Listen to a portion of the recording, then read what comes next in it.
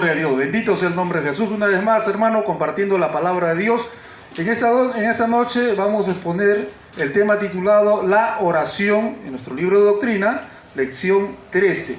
Y para eso vamos a ir a 1 Timoteo capítulo 2, dice así: exhorto ante todo que se hagan rogativas, oraciones y peticiones y acciones de gracias por todos los hombres, por los reyes y por todos los que están en eminencia, para que vivamos quieta y reposadamente en toda piedad y honestidad. Dice, exhorto ante todo que se hagan oraciones, rogativas, peticiones y acciones de gracia por todos los hombres. Gloria a Dios, hermano. Dios bendiga su palabra. Entonces, mire, la oración es un deber del cristiano. O sea, la oración es una orden de Dios, ¿correcto? Cristo dijo, tienen que velar, tienen que orar para que no entren en tentación. ¿Ya? Es una orden. Orad sin cesar. Ya hay muchos textos bíblicos en los cuales Dios nos dice que la oración es un mandamiento de Dios. Dios no te pide permiso, hijo, ¿puedes orar hoy día? Hijo, ¿tienes tiempo? Disculpe, hijito, ¿tienes tiempo para orar? No. Cristo dijo, vas a orar, tienes que orar, te ordeno orar. Es una orden de Dios. Es una orden de Dios. Entonces, es tan imperativo, es una orden, ¿correcto? Entonces, todo cristiano tiene el deber de obedecer a Dios, ¿sí o no? Todos tenemos que someternos a Dios, hermano. No podemos pelear, guerrear contra Dios. Si nosotros, hermano, pudiendo orar, no oramos, eso se llama pecado. Eso se llama pecado. Cualquiera que lo haga, cualquier cristiano que lo haga, sea pastor, no pastor, hermano, si no ora, pudiendo orar, teniendo, hermano, las posibilidades de hablar con Dios, y todos tenemos las posibilidades de hablar con Dios, hermano, y separar un tiempo para Dios, bendito sea Cristo, entonces el cristiano lo va a hacer. Tenemos que conversar con Dios, es un mandamiento, es una orden. Aunque no tengas ganas, ¿qué tienes que hacer? Tienes que orar. Aunque no sientas deseos, ¿qué tienes que hacer? Tienes que orar, porque es una orden. Pero Señor, no me da la gana, no importa, dobla rodillas. Señor, no siento, no interesa, dobla rodillas. Esta carne tenemos que someterla a la obediencia a Dios, hermano.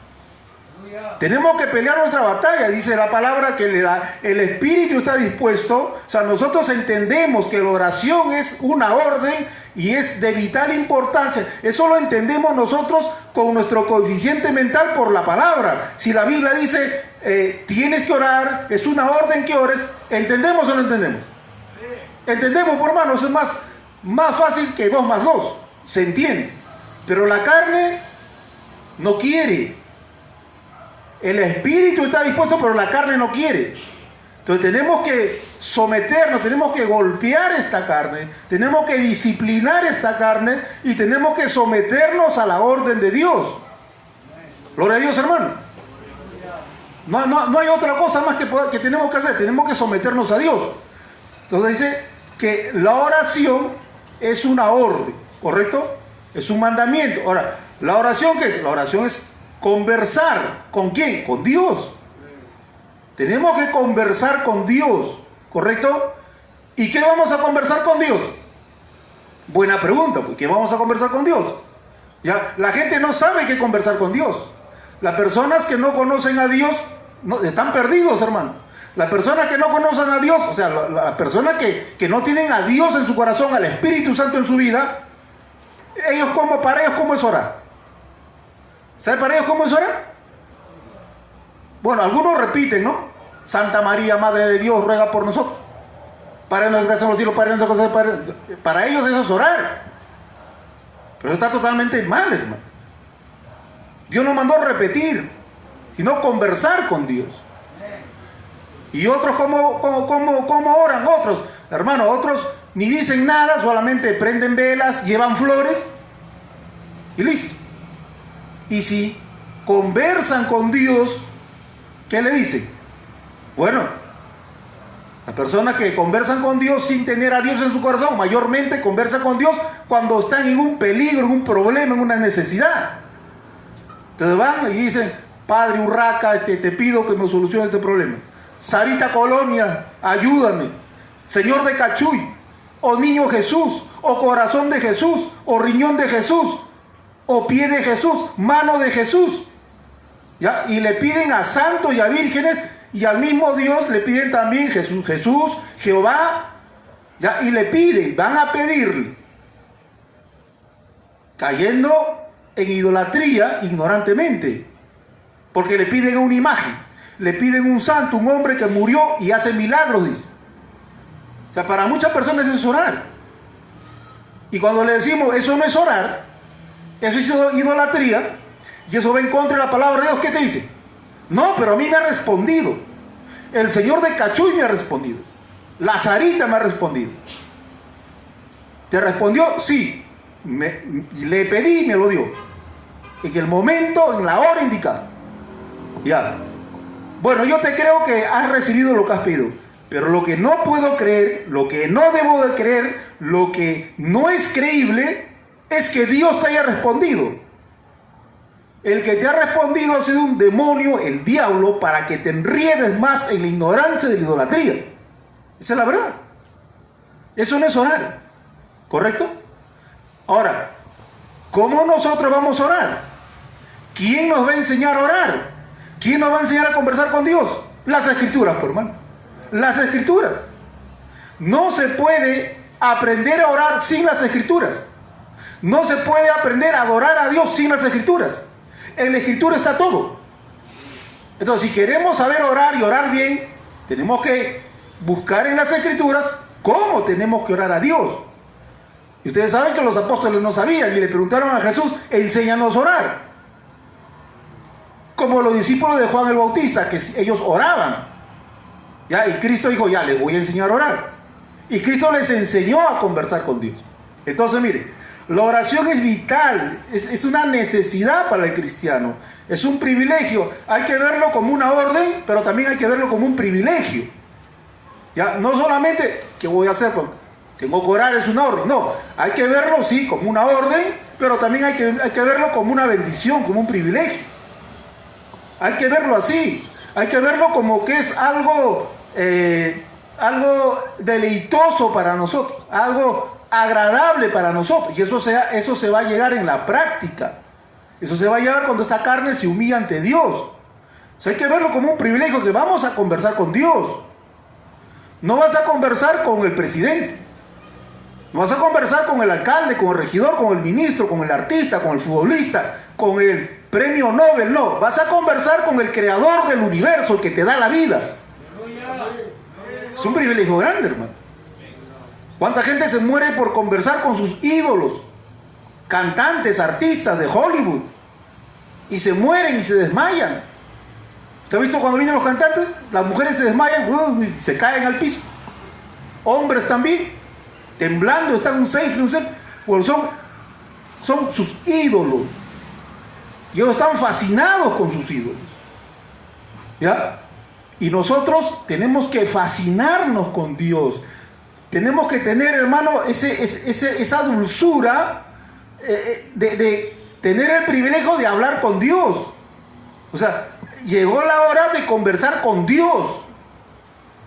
Llegó la hora de hablar con mi Creador, con el que me ha salvado, me ha libertado, me ha dado la vida y me da la fuerza para perseverar hasta el fin. Voy a conversar con Él. O sea, hay que verlo como un privilegio, como una bendición, como una honra para nosotros. No se puede ver como una tortura. Voy a orar, qué cólera, ya. ¿Qué voy a hacer? Tengo que orar, pues es un mandamiento. ¿Qué clase de espíritu tiene ese hombre, esa mujer? No, hermano.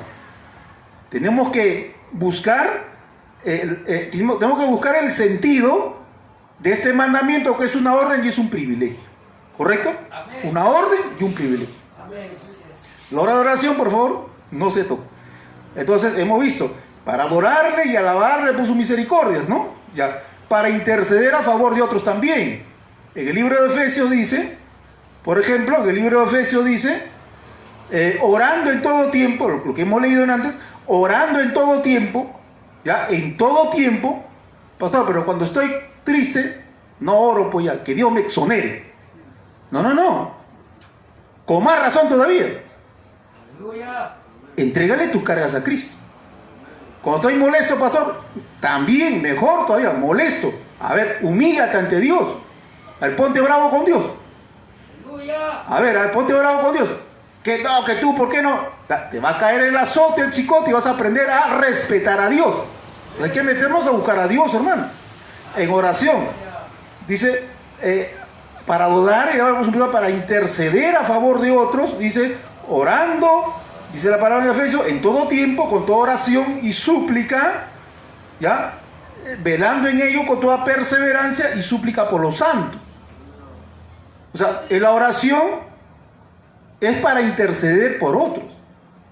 O sea, la oración, hermano, no es enfocarnos en nosotros. La oración Dios la ha establecido no para que se enfoque en ti. El problema es que el cristiano va a la oración enfocándose en él mismo. O sea, él es la estrella de la oración. Él es el centro de la oración. Cuando uno va a orar, está pensando en él nada más.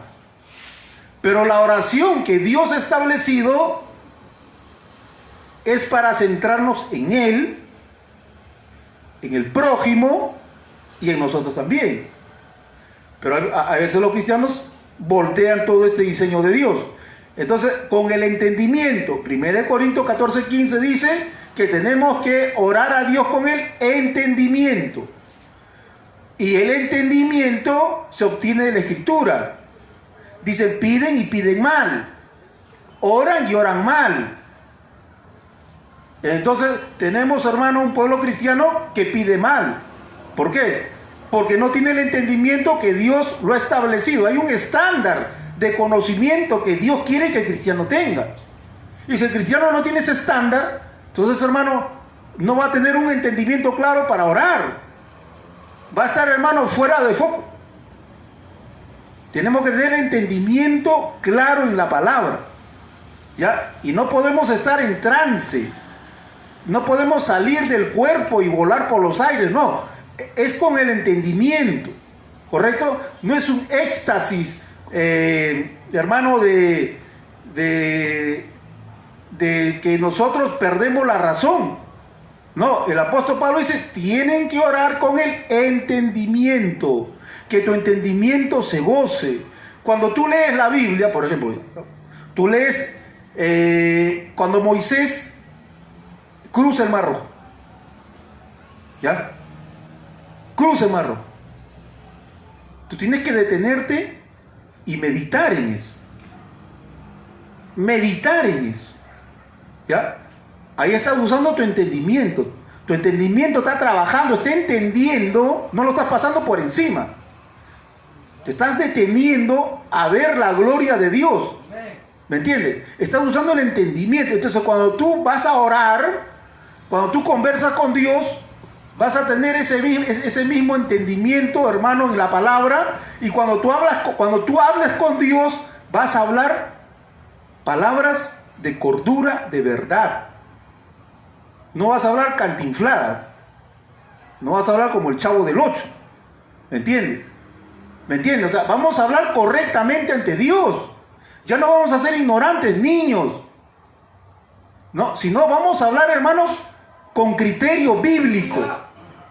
Cuando Moisés le oraba a Dios, Moisés, ¿qué le decía? Acuérdate de tus promesas. Le sacaba la escritura a Dios.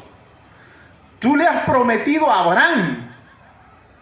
Tú le has prometido a Abraham que este pueblo iba a ser un pueblo donde salgan reyes, un pueblo grande, poderoso. Dios grande en misericordia. Le sacaba los atributos de Dios a Dios. Ese es orar con el entendimiento. Con el entendimiento. Eso es lo que nos falta. Conocer a Dios por la Biblia y conversar con Él de sus atributos, de su carácter, de las bendiciones que tiene para nosotros. Moisés sabía orar, hermano, bendito sea Cristo. Moisés no caía en trance, se dormía, caminaba por el cerro, bajaba. No. Moisés conversaba con el entendimiento. Gloria a Dios, hermano. Y usted, el lugar propicio para orar es en el templo. Acá Acá nadie le va a decir, ya, hermano Jaime, ya mucho estás orando. No, nadie te va a decir eso. Acá ven, cualquier hora ven, abres el templo y te quedas orando. ¿Ya? Este es el lugar propicio. Ahora en tu casa también puedes orar. Ahora también yendo en el carro, en tu mente sigues orando, en tu corazón sigues orando. ¿Me entiendes? Gloria a Dios. Y vas a hacer una bendición para las personas, para los hermanos. El que ora va a ser una bendición, hermano. Pero el que ora como Dios lo ha establecido. No el que ora por orar. No el que ora con orgullo y soberbia para decir, he orado. He orado 1 hora hoy día, 2 horas, por si acaso. ¿Tú cuántas has orado? 10 minutos. Fuera, carnal, mundano. Yo oro 2 horas al día. A veces oran, hermano, para presumir. Aunque no lo digan, se sienten poderosos porque han orado. Hay eso también, esa oración farisíaca. Tenemos que orar para hacer una bendición. No se vaya a la punta del cerro a orar. Lo van a asaltar, se va a caer el cerro. Hermano, ¿cuántas cosas puede pasar? Hay una práctica que se van a las cuevas, a los cerros a orar. Dios mío, no tienen casa para orar. No hay iglesia para orar. ¿Por qué todavía se meten a las cuevas una semana, meses, años? ¿A quién evangelizan en el cerro? A las piedras. Hermano, no tiene sentido. La iglesia Dios la ha establecido como un cuerpo, una asamblea, para que esa iglesia ore en asamblea como un cuerpo unidos y salgan a evangelizar, salgan a servir a Dios, nos estimulemos unos a los otros, participemos de la Santa Cena. Hay un pastor, hermano, que administre una iglesia también que sirva y todos servimos a Dios y que los vecinos vean que acá hay una organización cristiana, una iglesia cristiana, y que la gente vea que acá hay iglesia, que es una iglesia de verdad, ya santa, que no son hipócritas, falsos, para dar testimonio. Pero en el cerro vas a dar testimonio ¿a quién? A las piedras, al alacrán. No, hermano, hay que congregar como Dios lo ha establecido. Y tenemos que conversar con Dios como Dios lo ha establecido. Amén. Con el entendimiento, de todo corazón, ¿ya? De todo corazón, hermano.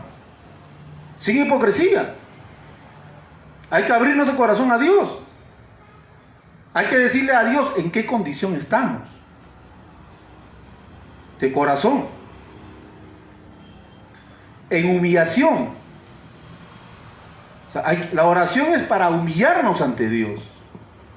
La oración es para que uno se humille ante Dios. No para que diga, soy un perro, una rata. No, para eso no. Porque hay hermanos que dicen, me estoy humillando y se insultan ellos mismos.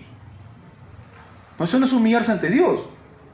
Humillarte ante Dios es reconocer que eres Dios y tú eres polvo de la tierra, con limitaciones, con deficiencias, con fallas, y dependes de Él. Y a Él lo vas a respetar, a Él no le vas a reclamar nada, a Él no le vas a exigir nada. Tú tienes que depender de la misericordia y la voluntad de Dios, calladito nomás, y ámalo porque Él te ha dado vida eterna. Eso es humillarse ante Dios. Gloria a Dios. Aleluya. No venir a la oración, hoy sí o sí, Dios me responde. Hoy sí o sí, Dios me bendice. Hoy sí o sí, Dios me da lo que necesito. No. ¿Quién eres tú? Como hay gente que dice, pastor, póngame la mano para sanarme. ¿Y cómo sabes tú que Dios te va a sanar? ¿Cómo? Yo no te garantizo nada. No, pero sí, me voy a sanar porque... No, hermano, si la voluntad de Dios es que mueras con esa enfermedad, esa es la voluntad de Dios. Si la voluntad de Dios es que tú vivas enfermo todos los años de tu vida, esa es la voluntad de Dios, sométete nomás. Y si la voluntad de Dios es sanarte, te va a sanar. Pero si no es sanarte, no te va a sanar.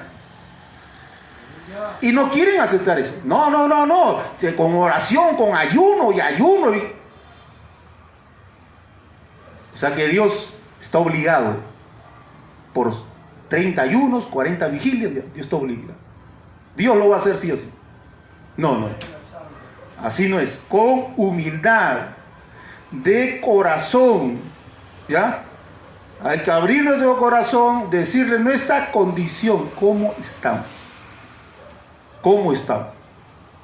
Cuéntaselo a Él. ¿Cómo estás delante de Dios? Espiritualmente, moralmente, económicamente, todo. Personalmente, en tu hogar, en tu familia, en tu trabajo, en tu colegio, en tu estudio. Cuéntaselo a Dios todo. Díselo a Él. Abre tu corazón. En fe, creyendo. En fe, creyendo que Dios te escuche. Creyendo que Dios te escuche. ¿Ya? Porque, hermano, si tú vas a doblar rodillas y no crees que Dios te escucha, el diablo te arrebató la fe. ¿Qué pasó? Uno dobla rodillas porque sabe que Dios te está escuchando. Si no estaríamos locos, hermano, quiere dar carrera a todos entonces. No. Los locos hablan solos porque están locos. Yo he visto locos en la calle hablando solos, locas también. Y discuten solos. Porque están locos. Pero nosotros, si doblamos rodillas, no estamos hablando solos, estamos hablando con Dios, no estamos locos. Aleluya. Y creemos que Dios nos escucha. Amén.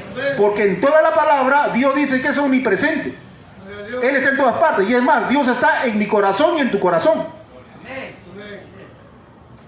Estamos convencidos de que Dios nos escucha. Por eso es un privilegio conversar con Dios, hermano. Es algo grande.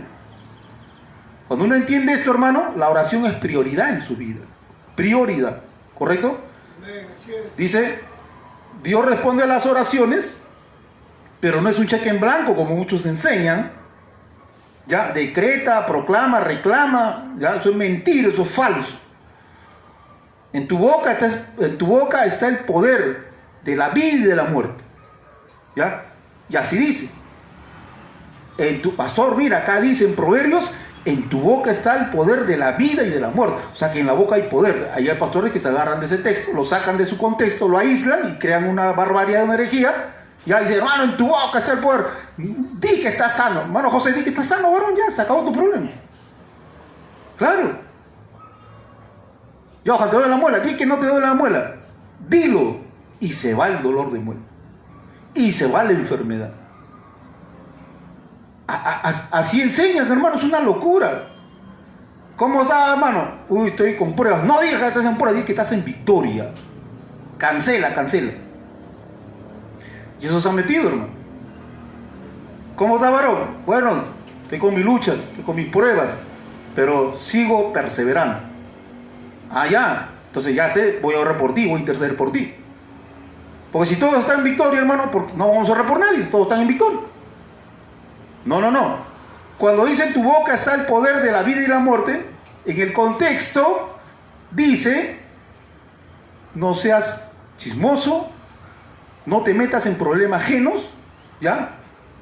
No te metas en problemas ajenos, no seas chismoso, no salgas de garante, porque te vas a meter en problemas. No abres tu boca y te pongas de garante, porque cuando al que has garantizado no cumpla, tú vas a quedar enlazado con los dichos de tu boca. En tu boca está el poder de la vida y de la muerte. ¿En el contexto de qué? En el contexto de que no te metas en problemas por hablador. No te metas en problemas porque eres muy hablador. Te mandas hablando. Tu boca está la vida y la muerte. O sea, te va a ir bien si no te metes a hablar mucho y te metes en problemas. ¿Me entiendes? Si hablas mucho, te vas a meter en problemas. Si hablas menos y escuchas más, te vas a librar de los problemas. Ese es el contexto. No quiere decir que hay poder en nuestra boca, en nuestra lengua, hermanos. Es una mentira. Una barbaridad como el océano, más grande que el océano Pacífico. Entonces, Dios responde a nuestras oraciones, sí, pero no es un cheque en blanco. Primera de Juan 5:14 dice que Dios responde a nuestras oraciones conforme a su voluntad. Deleítate en Jehová y Él te concederá las peticiones de tu corazón. Hay un condicional ahí, ¿sí o no? ¿Lo ven o no lo ven? ¿Cuál es el condicional? Deleítate. Deleítate. Salmos 1 dice, deleítate en la ley de Jehová y todo lo que hagas prosperará. ¿Cuál es el condicional? Deleítate en la ley de Jehová. ¿Se da cuenta? Aleluya. ¿Se da cuenta que hay un condicional? Deleítate en la Biblia, deleítate en Jehová, ¿ya? Y cuando pidas, Dios te responderá a las oraciones conforme a la voluntad de Él. Esto es importante saber, hermano. Esto es importante saber. Bendito sea Cristo. Gloria a Dios. Gloria a Dios, hermano. Entonces, si nosotros no nos deleitamos en Dios, si el Espíritu Santo no se mueve en nuestro corazón, el Espíritu Santo que muere en nosotros no se manifiesta, no nos, hermano, guía, no nos controla, por así decirlo, entre comillas, no nos guía, hermano, no estamos influenciados de una manera, hermano, grande por el Espíritu Santo, vamos a pedir lo que a nosotros nos da la gana. Pero si dejamos que el Espíritu Santo nos guíe, nos redarguya, nos convenza, ¿me entiende? Que el Espíritu Santo, hermano, nos controle, por así decirlo, entonces nos estamos deleitando con Dios. El Espíritu Santo está cómodo, Aleluya. fluye. Y en ese momento Dios pondrá el deseo que Dios quiere que tú pidas. ¿Entienden? Cuando usted está lleno del Espíritu Santo, quiere decir que el Espíritu Santo lo influencia a usted, lo mueve, lo redarguye y lo convence para hacer la voluntad de Dios. Entonces Dios pondrá el deseo de Dios de Él en su corazón para que usted pida ese deseo que Dios puso. Gloria a Dios. Y garantizado que Dios lo va a responder. ¿Por qué Dios lo va a responder? Porque es su voluntad. Gloria a Dios, hermano. Aleluya. A unos cristianos me gusta esto. Ah, no, así no, pues no. Entonces a las finales va a ser el deseo de Dios. No, pues yo quiero mi deseo, mío. No, así no es. Porque si Dios responde todas tus peticiones, te vas a estrellar. Te vas a desgraciar. Porque tú no tienes la capacidad, yo tampoco, para saber qué es lo que necesito. Amén. No tenemos la capacidad. Mire, yo quisiera pedirle a Dios un carro, una moto para salir del tráfico. Porque, hermano, el tráfico está terrible. Yo veo las motos que pasan, yo como quisiera una moto para salir. Y yo humanamente tengo una lista de peticiones. Y si Dios me responde toditito, ¿usted cree que me va a ir bien? No. Tiene que ser conforme a la voluntad de Dios. Dios no me da carro, ¿qué tengo que hacer? Combi nomás. Dios dice, tú necesitas combi, punto. Bástate mi gracia. Amén, Señor. Gloria a Dios. Me someto. ¿Pero por qué? No, hay que someternos, hermano. Es la voluntad de Dios. La oración es para buscar la voluntad de Dios. Es para que te alinees a la... Mira, esta es tu voluntad es esta, ¿ya?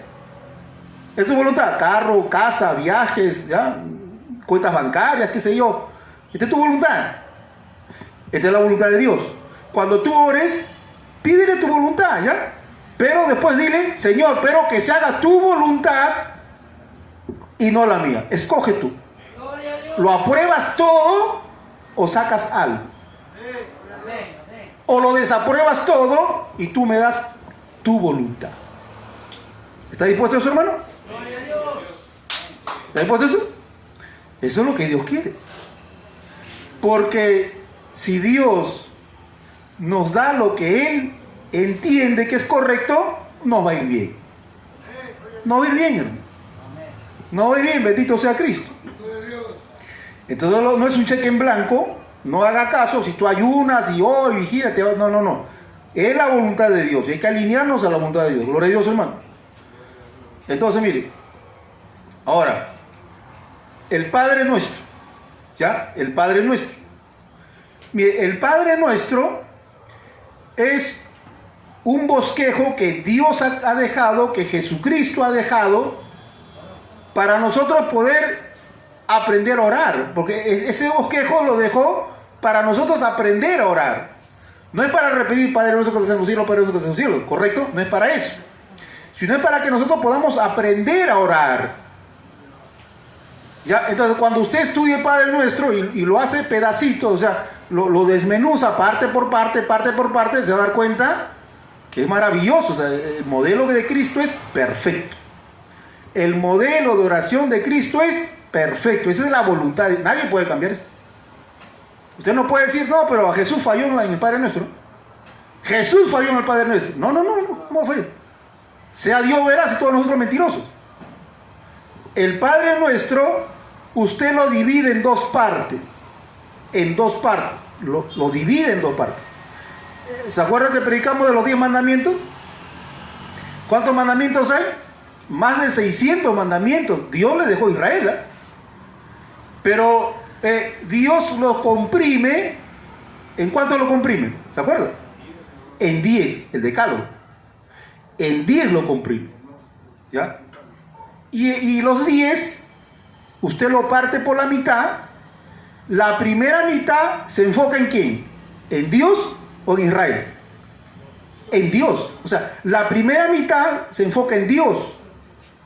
No tendrás dioses ajenos, no tomarás el nombre de Dios en vano, guarda el día sábado.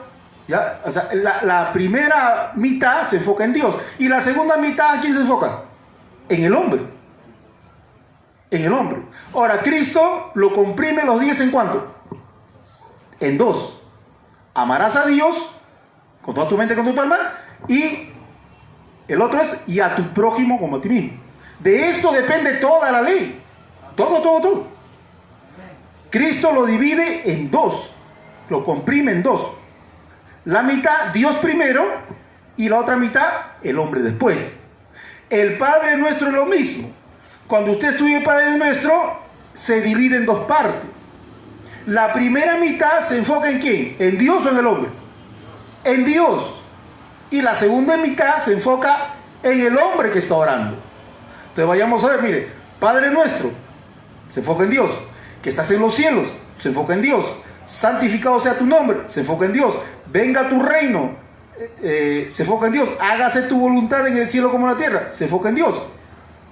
Esa es la primera parte, se enfoca en Dios. O sea, cuando tú ores, reconoce que Dios es tu Padre. Que tú no has salido, tú no eres fruto de la casualidad. Dios te ha dado vida. Reconoce que Él te ha dado vida biológica. Escuche, reconoce que Dios te ha dado vida biológica. Somos el fruto de la unión de nuestros padres. En esa unión, Dios puso en ese momento, en ese átomo de tiempo, el alma de vida. Si no, seríamos como el perro y el gato. Ellos viven, pero no tienen alma inmortal como nosotros. No hay un cielo para perros. No hay un infierno para perros. No. Ellos viven, tienen espíritu de vida nada más. Pero nosotros no. Cuando fuimos engendrados por nuestros padres, Dios puso alma viviente. El soplo, el aliento, el hálito de Dios. Por eso, cuando nosotros morimos, nuestra alma, nuestro espíritu se va a la presencia de Dios a ser juzgados. Al perro o al gato no lo juzga, hermano. Eso tiene que tener claro. Dios nos dio vida biológica. Y Dios nos creó biológicamente, pues es nuestro Padre, y Dios nos puso en la familia que Él ha determinado. Y Dios nos puso en el país, en el departamento, en el distrito que Él ha determinado desde antes de la fundación del mundo, hermano. ¿Sabía eso? Así que no estés renegando, hubiera nacido en Noruega, Holanda, Finlandia. No.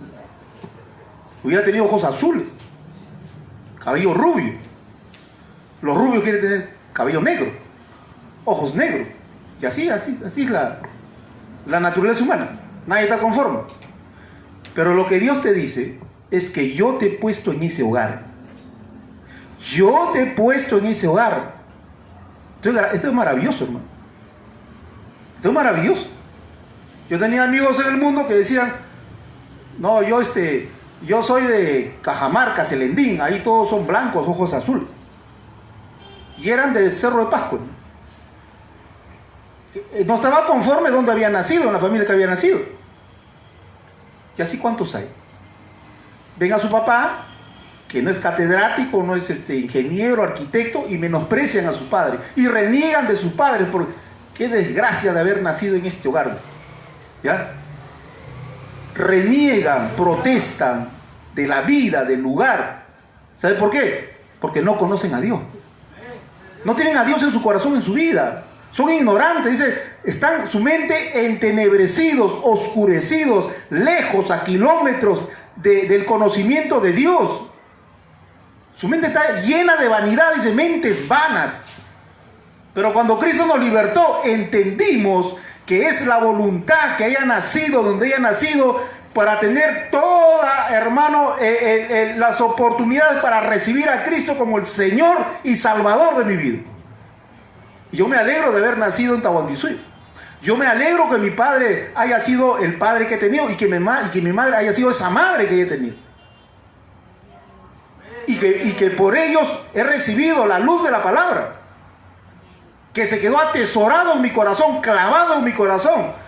Aunque estaba perdido en el mundo un tiempo, esa palabra de mi padre y mi madre jamás se apartaron de mi corazón. Era como una lanza, una espina en mi corazón que nunca me dejó. No era la palabra de mi padre, era la palabra de Dios, era la palabra de Cristo por boca de mis padres que se clavaron en mi corazón, porque Dios había determinado que yo naciera en ese lugar.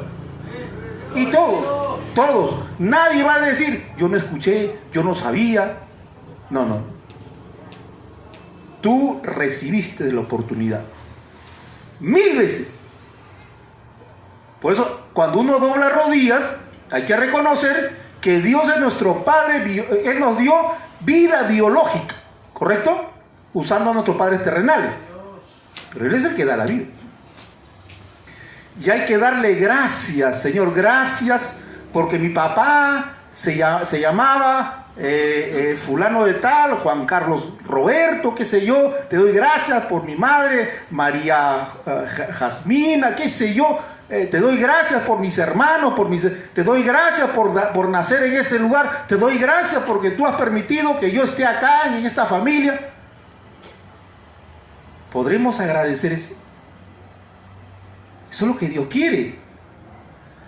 Dadle gracias a Dios en todo, hermano. Pero no en el lugar que he nacido, no, en todo. Dobla rodillas, Señor, gracias porque tú me has dado vida, por el padre que me has dado, por la madre que me has dado, por los hermanos que me has dado. Allá para que te extiendas, hermano. Eso es para que tú te extiendas y el Espíritu Santo te da la inspiración para hablar con Dios. Ahí uno ya está quebrantado, hermano. Y ahora hay que darle gracias porque es nuestro Padre espiritual. O sea, Él es nuestro Padre que nos ha regenerado. O sea, Él nos da vida biológica, pero espiritualmente estábamos muertos en nuestros delitos y pecados, ¿correcto? Él nos dio vida biológica, nacimos y bebés, crecimos, pero estábamos muertos en nuestros delitos y pecados. Porque teníamos que recibir a Cristo. La salvación no es porque no hayas robado o mentido, no. La salvación es por Cristo, reconocer, aceptar a Cristo. Entonces, cuando nosotros le decimos Padre, tenemos que decirle también gracias porque yo nací muerto en delito y pecado y tú me has regenerado,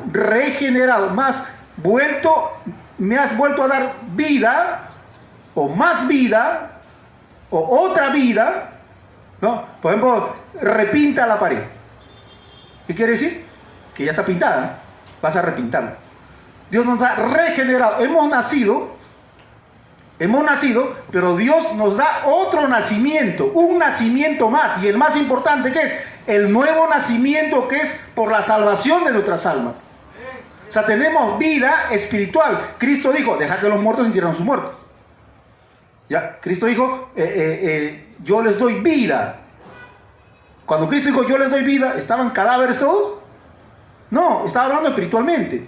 O sea, cuando en la oración decimos Padre nuestro, hay que decirle, tú me has dado vida biológica, pero lo más importante, me has dado vida espiritual. Ahora, con esa vida espiritual, yo siento la necesidad de congregar, siento la necesidad de leer la Biblia, siento la necesidad de orar, de cantar, de alabarte, de servirte. ¿Por qué? Porque me has dado vida espiritual, cosa que antes no sentía, antes no quería, ahora sí lo siento, lo quiero. ¿Por qué? Porque tú eres mi Padre y me has dado vida espiritual. Gloria a Dios, hermano.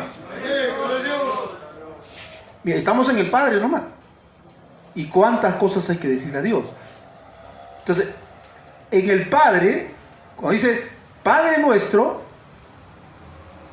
ahí tienes que enfocarte en Dios, no en ti. De frente no vas a decir, Señor, dame esto, dame el otro, Señor, mira, es hijo del diablo, Dios mío, ya, ajústalo, Señor. No. Olvídate, tú no existes ahí, tú enfócate en Dios. Enfócate en Dios. Gloria a Dios, hermano. Bendito sea el nombre de Jesús. Y después que estás en los cielos. Ese es otro tema ya. ¿Ya? El tema del Padre Nuestro ya pasó, ¿correcto? Ahora el otro tema viene que estás en los cielos. Ay. Gloria a Dios, hermano. ¿Qué mi hermano? ¿Cuántos son? Que estás en los cielos. Este es otro tema. Que estás en los cielos es otro tema. Reconoce